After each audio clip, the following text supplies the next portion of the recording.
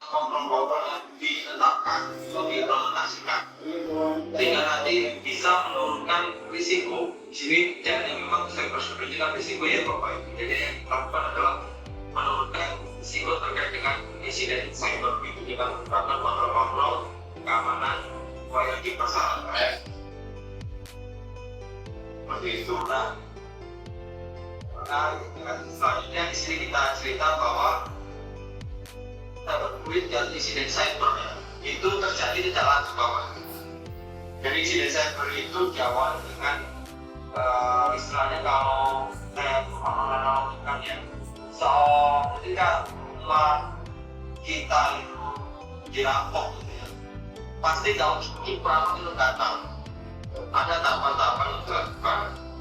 Nah biasanya itu kita nggak tahu nih, misalkan nggak ada yang minta, nggak ada yang masuk di situ, tapi beberapa sebagai tamu tidak tahu ya.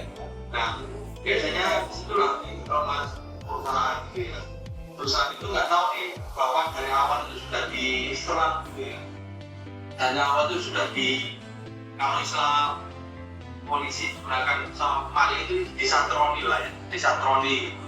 Nah ini salah satu former FBI cerita bahwa banyak company itu kemungkinan ya dia tahu di hack atau akan dilakukan hack gitu ya. Artinya memang sebuah keniscayaan sebuah perusahaan itu pasti suatu saat akan terkena serangan.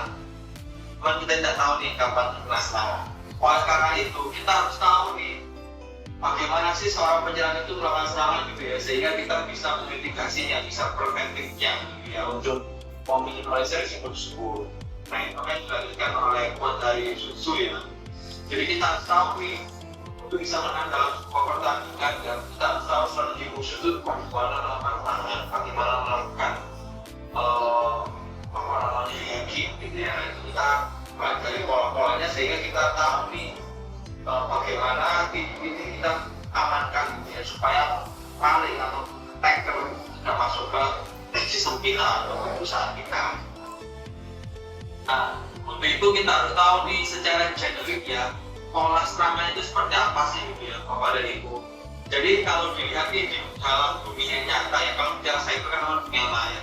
Kalau dunia nyata sih sebenarnya kalau pengalaman yang saya tahu ya, itu hampir sama polanya. Jadi pola serangan cyber dengan pola serangan maling mencuri data. Kalau cyber kan mencuri data, kalau maling kan mencuri harta benda ya. Itu polanya sama. Pasti awal-awal mulai dari nyatroni lah. Dalam istilah menjalankan satu nyatroni ya, atau mengintai. Kalau di istilah hacking itu ada namanya rekomendasi.